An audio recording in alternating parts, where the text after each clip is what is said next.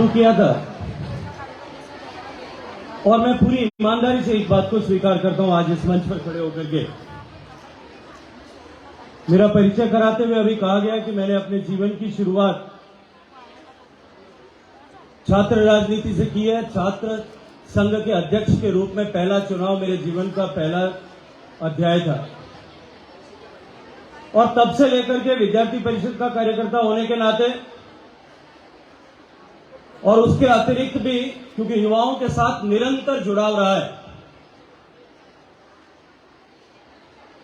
1992 से लेकर के 2023 तक इस 30-31 साल के सफर में कम से कम 100 बार ऐसा हुआ होगा कि मुझे छात्र संघ के कार्यक्रम में या किसी विश्वविद्यालय या कॉलेज के कार्यक्रम में जाने का अवसर मिला होगा और उस 100 बार में से निर्विवाद रूप से मैं आज आप सबके सामने एक बात कहता हूं और आप सबका इसके लिए अभिनंदन करना चाहता हूं कि ये कहने में मुझे तनिक भी संकोच नहीं है कि मुझसे लेकर के अब तक जितने विश्वविद्यालय या महाविद्यालय के कार्यक्रमों में अध्यक्षों का मैंने भाषण सुना है, नए चुने हुए अध्यक्ष का इतना कॉन्फिडेंस के साथ में दिया हुआ भाषण मैंने पहली बार देखा है। मैं उसके लिए मानसी को बहुत सारी बधाई और शुभकामनाएं देता हूं और अपनी बात शुरू करूं उससे पहले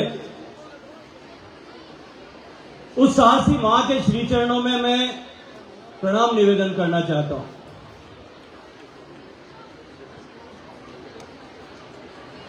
जिन्होंने अपने पति को जब बच्चे बहुत छोटे छोटे थे तब खो दिया। एक सामान्य परिवार की महिला अपने बच्चों को किस मुश्किल के साथ में ऐसी परिस्थिति में पढ़ाए, न केवल पढ़ाए पढ़ लिख करके काबिल बनाए, अभी तो उसे इस बात का अवसर भी दे और इस कॉन्फिडेंस के साथ में जीने की कला अगर सिखाए तो मैं ये मानता हूं कि जितने भी लोग यहां उपस्थित हैं उन सबको मानसी की माताजी आदरणीय प्रिया जी को बहुत सारी शुभकामनाएं देते हुए उनके श्री चरणों में प्रणाम निवेदन करना चाहिए।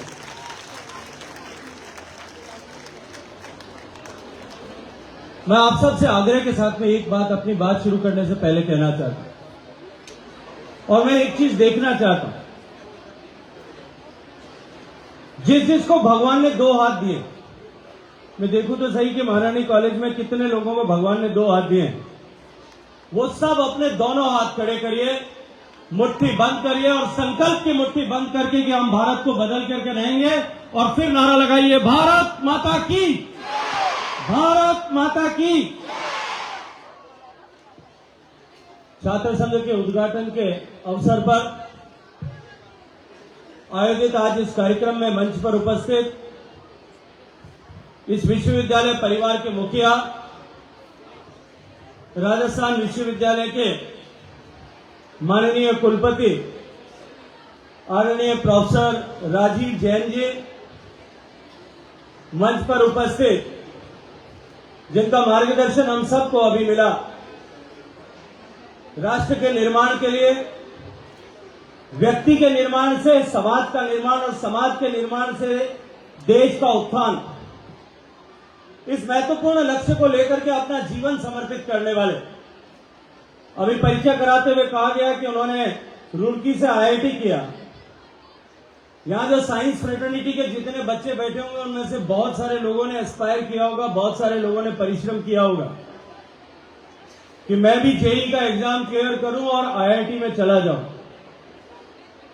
लेकिन एक बच्चा पढ़ करके आईआईटी पास का एग्जाम क्लियर करे, बीटेक करे और एमटेक करे और उसके बाद में अपने जीवन को देश निर्माण के लिए, राष्ट्र निर्माण के लिए समर्पित कर दे, ऐसे आदरणीय शैलेंद्र जी भाई साहब, मैं आप सबसे आग्रह करूंगा कि जोरदार तालियों के साथ में भाई साहब का स्वागत और सम्मान करना चाहिए।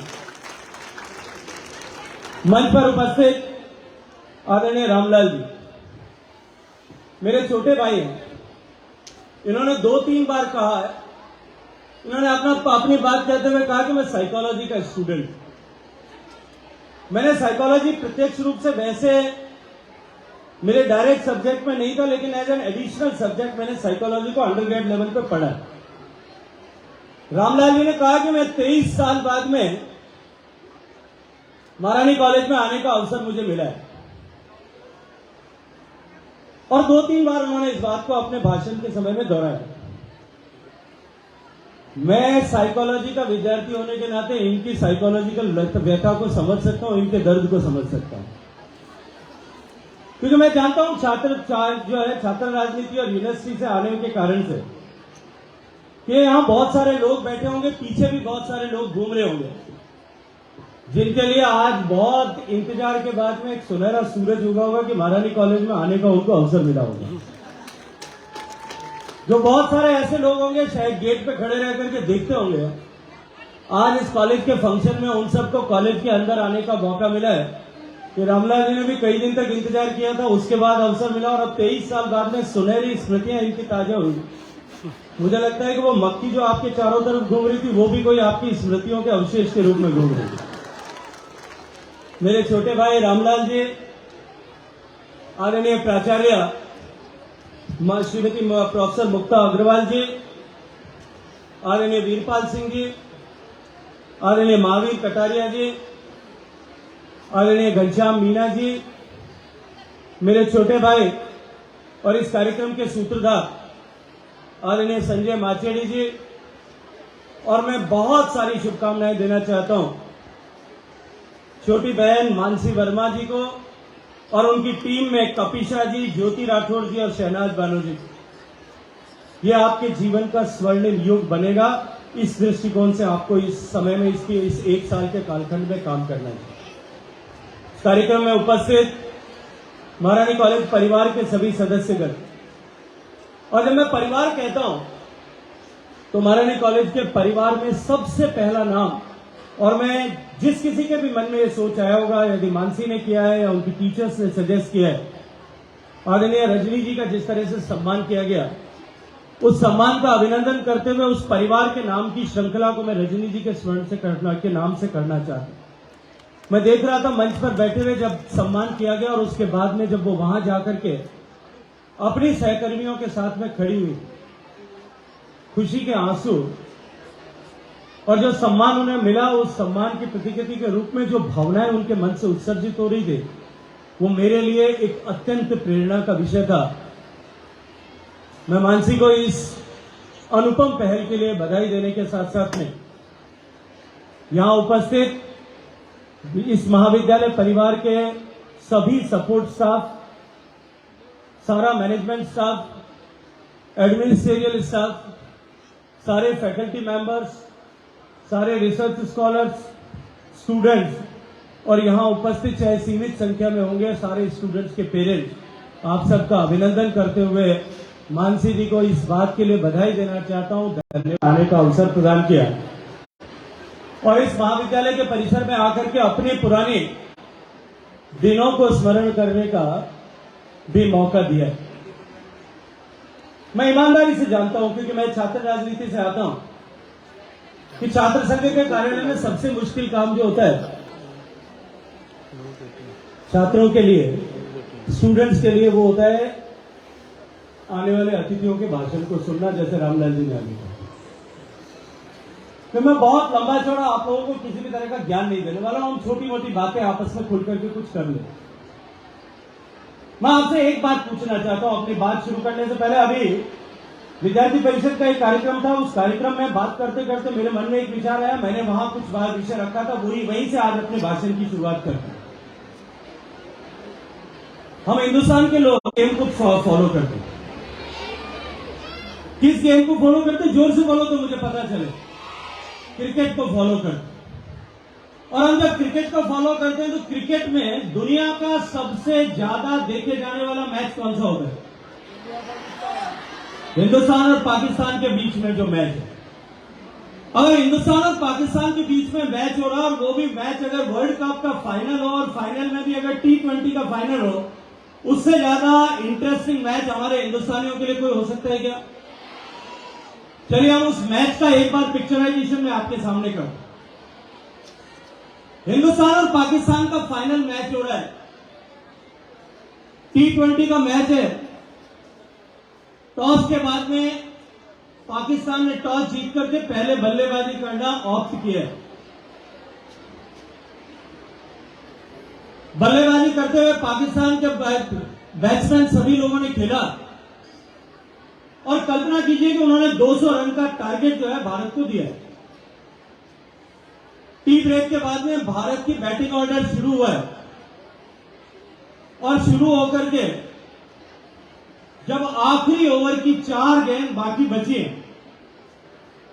उस समय तक भारत का स्कोर जो है 196 रन बना और तब तक भारत के कल्पना कीजिए कि भारत के 9 बैट्समैन जो है वो आउट हो चुके हैं।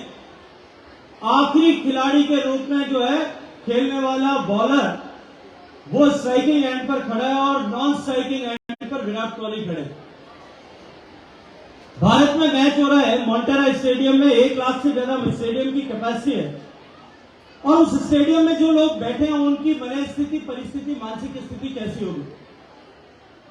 जितने लोग बैठे होंगे, जब बॉलर फॉलो थ्रू में जाएगा, बॉल फेंकने के लिए खड़ा होगा, पेस बॉलर है, तेज गति से गेंद फेंकता है। शोएब अख्तर दुनिया का सबसे तेज गेंदबाज है। वो बॉल फेंकने के लिए फॉलो थ्रू में आकर के जब खड़ा होगा तो जो बैटिंग ऑर्डर पर खड़ा है आखिरी खिलाड़ी, उसका कलेजा धक धक कर रहा होगा कि नहीं कर रहा होगा? जोर जोर से उसका कलेजा धक धक कर रहा होगा, क्योंकि उसको पता है कि इतनी तेज गति से गेंद आएगी, वो कहां से निकलेगी मुझे पता भी नहीं चलेगा। बॉलर बॉल फेंकने के लिए तेज गति से दौड़ना शुरू करता है, जंप करता है, राइट आर्म बॉल फेंकता है, बॉल जाती है, बाउंसर है। जो बैटिंग ऑर्डर पर खड़ा है उसको पता भी नहीं चला कि बॉल उसके ऊपर से निकल गई है, ऑन साइड से गई है, ऑफ साइड से गई है। उसकी आंखें जो है वो बंद हो जाती है। अब केवल 3 गेंदें बाकी है और अभी भी 4 रन बाकी। विराट कोहली साहब स्टेडियम में शांति है, विराट कोहली साहब उसको बुलाते हैं, बीच में पिच के बीच में आते हैं और बीच में आकर के दोनों कुछ बातचीत करते। विराट कोहली उनसे कहते हैं कि भैया तू एक काम कर, अब की बार जब बॉल फेंके आंखें मीच करके बल्ले को जोर से घुमाना। वैसे भी हमारे पास कुछ बचा नहीं, अगर कहीं टच हो जाए तो दौड़ना शुरू कर देना, हम दौड़ करके 1 रन ले लेंगे, फिर मैं कोशिश करूंगा। फिर बॉलर बॉल जो है फेंकने के लिए आता है। जैसा कैप्टन ने कहा था वो आंख मीच करके अपना बल्ला घुमाते हैं, बल्ला कहीं टच होता है कि नहीं होता, लेकिन वो दौड़ना शुरू करते हैं। दौड़ करके हाफते हाफते दोनों 1 रन पूरा कर लेते। पूरे स्टेडियम में एक बार खुशी का माहौल होगा, तालियां बज रही होगी, लोग भारत माता की जय बोलने लगे। जो घर पे बैठ करके मैच देख रहे होंगे वो भी शायद खड़े हो जाएंगे, टीवी के सामने खड़े होकर के जोर जोर से सोफे पे से उतर करके और एक बार जंप लगाने लग गए। अब 2 गेंदें बाकी है और रन कितने बाकी हैं? 3 रन अभी भी बाकी है। सेकंड लास्ट बॉल फेंकने के लिए वापस बॉलर जो है वो जो है अपनी पोजीशन पे आ गया है। बॉल को जोर जोर से अपनी पैंट पर रगड़ रहा है और पूरी ताकत के साथ में बॉल फेंकने के लिए आगे बढ़ता है। इतनी लो होकर के बॉल निकलती है ऑन साइड से कि विराट कोहली साहब भी उसको नहीं खेल पाते। एक बार फिर स्टेडियम में पूरी संपूर्ण शांति का दौर चल रहा है। आजकल जो है माइक्रोफोन्स बहुत स्ट्रांग हो गए भाई साहब।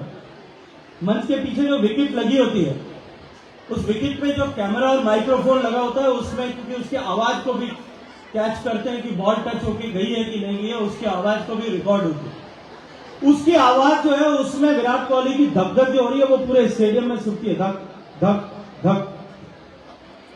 अब आखिरी गेंद बची है।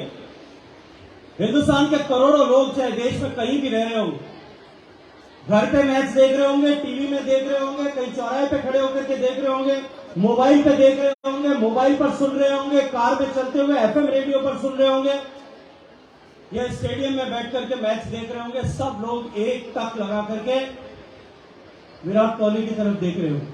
देखेंगे कि नहीं देखेंगे? सब लोग उसकी तरफ देख रहे होंगे। बॉलर बॉल फेंकने के लिए दौड़ना शुरू करता है, पूरी ताकत के साथ बॉल फेंकता है, बॉल थोड़ा राइज होती है, विराट कोहली उसको हेलीकॉप्टर शॉट लगाते हैं और बॉल जो है स्टेडियम के भी बाहर जाकर के गिरती है। 6 रन हो गए। उस समय देवाजय स्टेडियम में कैसा माहौल होगा? पूरे स्टेडियम में जोरदार से आवाज हो रही होगी, पूरे स्टेडियम में हल्ला होगा, घर पे भी लोग जोर जोर से हल्ला मचा रहे होंगे लोग सड़क पर खड़े होंगे उन्होंने सड़क पर भंगड़ा करना शुरू कर दिया होगा। विराट कोहली ने एक हाथ में बल्ला लिया होगा, दूसरे हाथ में विकेट लिया होगा और पूरी ताकत के साथ में उन्होंने दौड़ना शुरू किया होगा। पीछे जो टेलेंडर उनके साथ में क्रीज पर था वो पीछे दौड़ रहा होगा। टेबल पर से उठ करके भारत के सारे प्लेयर्स दौड़ रहे होंगे। सचिन जो सौरभ गांगुली ने अपना टी शर्ट उतार करके हवा में लहरा करके फेंक दिया होगा। जो लोग घर पे हाथ में पकोड़ा खा करके इंतजार कर रहे थे पकोड़ा लेकर के, वो भी इंतजार कर रहे, वो भी जो है उस पकोड़े को भूल करके डांस करने लगे होंगे। पूरे स्टेडियम में खुशी का माहौल होगा, देश में पटाखे चलने लगे होंगे। तब अगर कोई आकर के ये पूछे कि इस जीत के लिए, भारत को जिताने के लिए सबसे बड़ा अधिकारी कौन है, तो आप उसका क्या जवाब देंगे? निश्चित रूप से आप कहेंगे कि विराट कोहली जो है वो इसके अधिकारी, कि उन्होंने हिंदुस्तान को जिता दिया। जैसे ही विराट कोहली के नाम आएगा तो जो टेलेंटेड बैट्समैन था वो कहेगा भाई साहब, चाहे आपकी बात मान करके मैंने आज जो है बल्ला घुमाया था, लेकिन अगर मैंने टच नहीं किया होता, मैंने एक रन नहीं लिया होता, तो हिंदुस्तान नहीं जीत सकता। जब वो कहेंगे तो शायद कोई बॉलर ये कहेगा कि मैंने पाकिस्तान का अगर 3 विकेट नहीं लिए थे, तो शायद पाकिस्तान जो है वो पाकिस्तान 10, 20, 50, इनको खड़े रहने को तो बैठने के लिए नहीं कहना चाहिए। देखो इनका नहीं तो इनको बैठने की उम्र है, न बैठने का समय और न इनको बैठना ही चाहिए, इसलिए इनको सबको खड़े ही रहना चाहिए। मेरा आग्रह है कि इनको बैठने के लिए आप न कहें। अभी देश को बनाने के लिए, देश को आगे बढ़ाने के लिए, भारत को विकसित भारत बनाने के लिए इस युवा पीढ़ी को खड़े रह करके निरंतर परिश्रम करने की आवश्यकता है।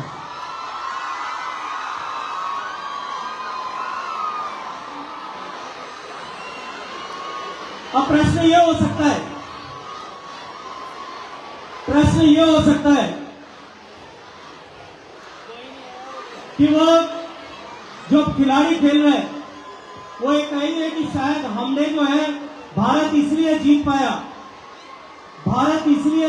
कि मैंने ठीक से विकेट लिए थे। फील्डर ये कहेगा कि मैंने ठीक से फील्डिंग की थी इसलिए भारत जीत पाया। शायद उनमें से कुछ लोग जो फिजियोथेरेपिस्ट होगा वो भी कहेगा कि मैंने, कोई शेर या भालू आ गया है?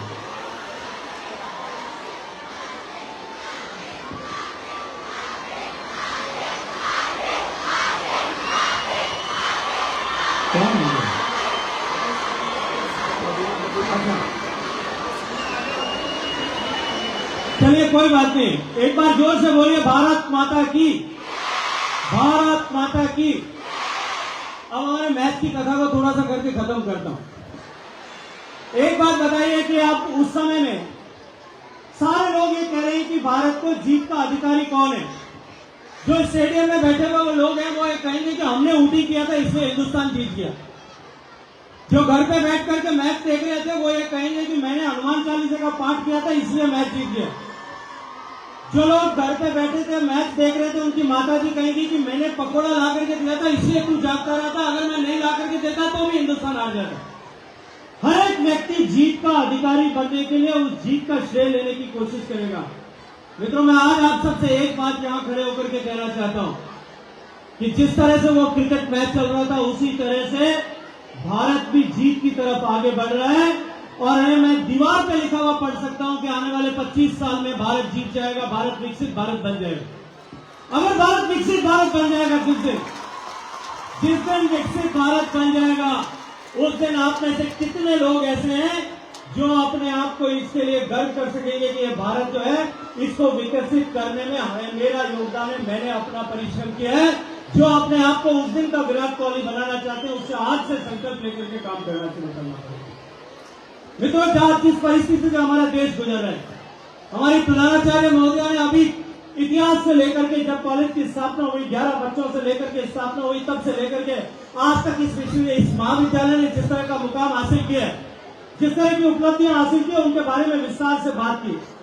लेकिन जो 75 साल का लगभग ये कालखंड इस महाविद्यालय का होगा और 75 साल का ही कालखंड इस देश की आजादी के इतिहास का है। जो अवसर आप लोगों के पास में है वो अवसर उस समय की पीढ़ी के पास में नहीं था। मित्रों, हम सब इस बात को जानते हैं कि देश बहुत सारी कठिनाइयों और बलिदान के बाद में आजाद हुआ है।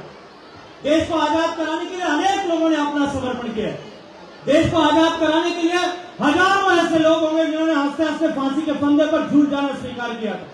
देश को आजाद कराने के लिए अनेक ऐसे लोग होंगे जिन्होंने सीने पर गोली खा करके अपने आप को बलिदान करना स्वीकार किया होगा, तब जाकर के देश आजाद हो। लाखों लोग ऐसे होंगे जिन्होंने जेलों में यातनाएं सही होंगी। सुभाष बाबू के साथ में आजाद हिंद की फौज में लड़ने के लिए और उस दौरान की लड़ाई में 27,000 लोगों ने कुर्बानी दी होगी, तब जाकर के ये देश आजाद हुआ है। ये देश आजाद तब हुआ है जब अनेक लोगों ने बर्फ की शिलाओं पर लेटना स्वीकार किया होगा, अनेक लोगों ने अपने नाखून जो है प्लास्टिक खींच करके निकाला जाना स्वीकार किया होगा, तब जाकर के ये देश आजाद हुआ। और देश आजाद होकर के आज इस मुकाम पर खड़ा है। मित्रों, अनेक अवसर ऐसे हम सबको मिलते हैं, अनेक ऐसे अवसर हम सबको मिलते हैं दिन प्रतिदिन, जब हम गर्व कर सकते हैं कि हम भारतीय हैं। आज जैसे आदरणीय प्रिंसिपल साहिबा कह रही थी, वो ऐसी विभूतियों का जिक्र कर रही थी जो इस महाविद्यालय से पढ़ी और उन्होंने पूरे भारत को गरिमामय होने का अवसर प्रदान किया। अनेक ऐसी विभूतियों की हम कल्पना कर सकते हैं जिन्होंने देश को गौरवान्वित किया है। लेकिन जिस लक्ष्य के साथ, जिस सोच के साथ, जिस संकल्प के साथ, जिस भावना के साथ, जिस विचार के साथ, जिस संकल्प को लेकर के देश की आजादी की लड़ाई में लोगों ने अपना जीवन और जवानी समर्पित की, आज 75 साल बाद में निश्चित रूप से हमको इस बात का आकलन करना चाहिए, इस बात को विचार करना चाहिए कि क्या हम उनके उस बलिदान के साथ में न्याय कर पाए, क्या हम उनके सपनों का भारत बना पाए। इसलिए ये जो वर्तमान की पीढ़ी है, जो 25 साल का कालखंड है मित्रों, ये जो 25 साल का कालखंड है, शायद मंच पर बैठे हम लोग 2047 में होंगे ना होंगे, लेकिन निश्चित रूप से आप उस समय होंगे और आपके पास में यह अवसर है कि इस 25 साल के बाद में जब भारत विकसित हो जाएगा, तब आप अपने आप पर गर्व कर सकेंगे कि जो पीछे कमियां रह गई थी और जो कुछ पिछली पीढ़ी के लोग नहीं कर पाए, मेरी पीढ़ी के और मेरे से पहले की पीढ़ी के लोग नहीं कर पाए, उस सपने को आपने साकार करते हुए आपने चंद्रशेखर आजाद, भगत सिंह, राजगुरु, सुभाष बाबू, मदन मोहन मालवीय, लाला लाजपत राय, उन सबको श्रद्धांजलि देने का काम किया है, उनके सपनों का भारत बनाने का काम किया। आप सबके पास में ये अवसर है। यह अवसर शायद मेरी पीढ़ी के पास में नहीं था, क्योंकि इस तरह का फाउंडेशन, इस तरह की धरातल, इस तरह की भूमि, इस तरह की आधारशिला उस समय हमारे पास में नहीं थी।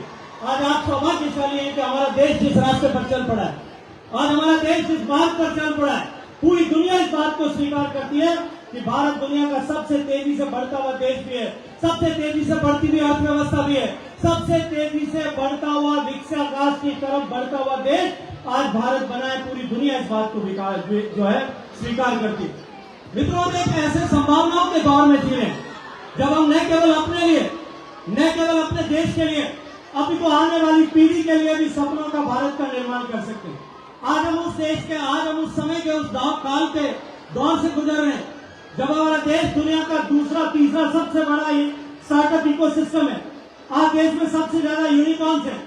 आप ही के जैसे 4-5 बच्चों ने मिलकर के एक छोटी कंपनी बनाई होगी, उसको इस तरह से नर्चर किया होगा, ग्रो किया होगा कि वो आज $1 बिलियन कंपनी बन गई है। आप में से भी कुछ लोग होंगे जो आने वाले समय में इस मार्ग पर चलते हुए उस मुकाम तक पहुंचेंगे जिस पर देश के 130-140 करोड़ लोग गर्व कर सकते।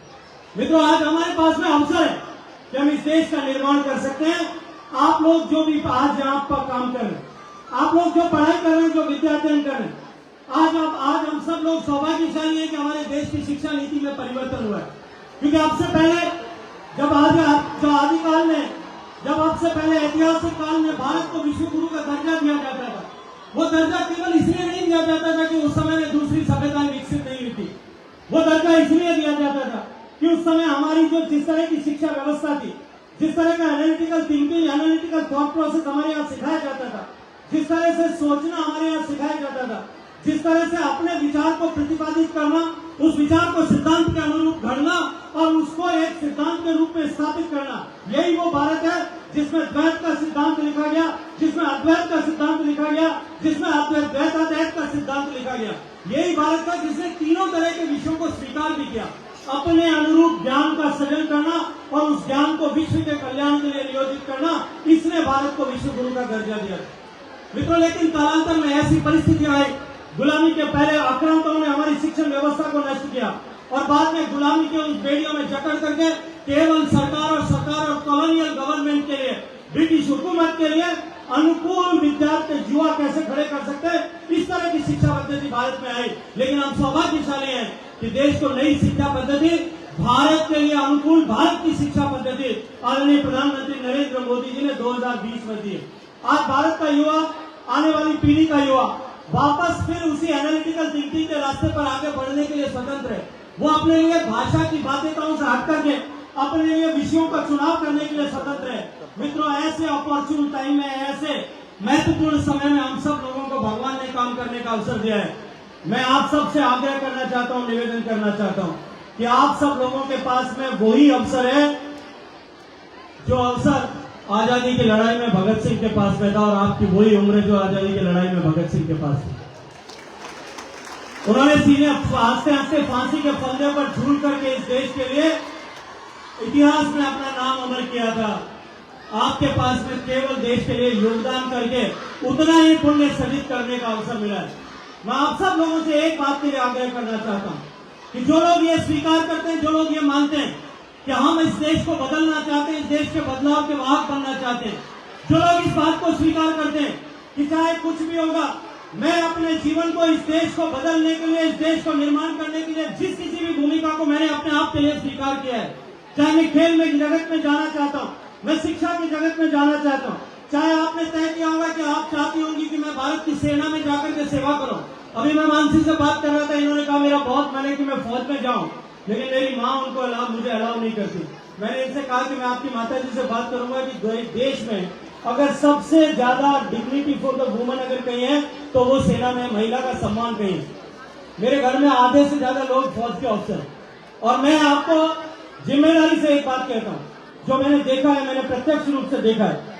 फौज में अगर भाई साहब जनरल अफसर कमांडिंग जीओसी खड़ा होगा, और अगर एक लेडी अफसर, जूनियर मोस्ट अफसर भी अगर खड़ी होगी, अफसर मैच में डिनर हो रहा होगा, तो जूनियर मोस्ट लेडी अफसर को पहले प्लेट उठा करके भोजन करने का अधिकार है, और वो पहले बाहर निकलेगी, उसके बाद में जीओसी जा सकते हैं, नहीं जा सकते। इसलिए इतने सम्मान के साथ में काम करने के अवसर से आप क्यों उनको रोकना चाहते हैं। लेकिन मैं आपसे एक निवेदन करूंगा कि आप लोग अपने जीवन में जिस किसी भी क्षेत्र का चुनाव करें, खेल का चुनाव करें, सेवा का चुनाव करें, सेना का चुनाव करें, सरकारी सेवा का चुनाव करें, व्यापार और व्यवसाय का चुनाव करें, वैज्ञानिक बनने का चुनाव करें, विविधताओं से भरे हुए इस क्षेत्र में फैशन डिजाइनर बनेंगे, इंटीरियर डिजाइनर बनेंगे, आर्ट डिजाइनर बनेंगे, शायद इससे आगे की भी किसी विधा में जाकर के अपने लिए चुनाव करेंगे। लेकिन जो कुछ भी करें, जहां कहीं भी काम करें, केवल और केवल एक संकल्प और एक भाव हमारे मन में होना चाहिए, और देश के 130 करोड़ लोगों के मन में यदि वो संकल्प और भाव है तो इस देश को विकसित होने से कोई नहीं रोक सकता। विकसित होना सब निश्चित रूप से अवश्यंभावी है, इनएविटेबल है।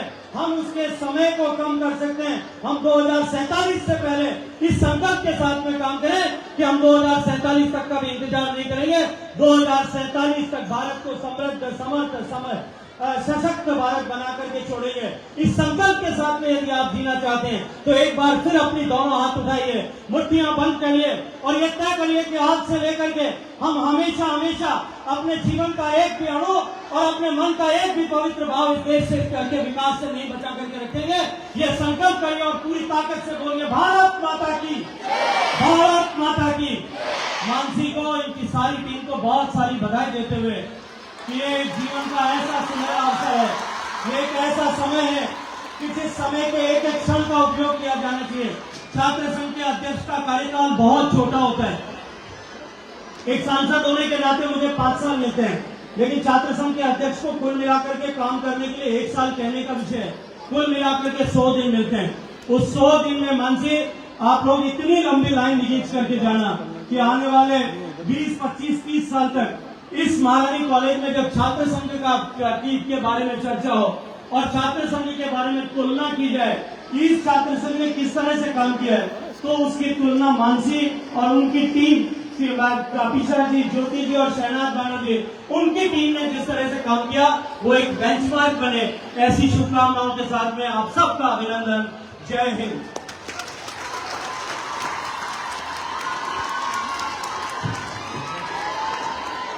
आपके अमूल्य शब्दों के लिए आपका बहुत बहुत धन्यवाद सर। मैं सभी छात्राओं से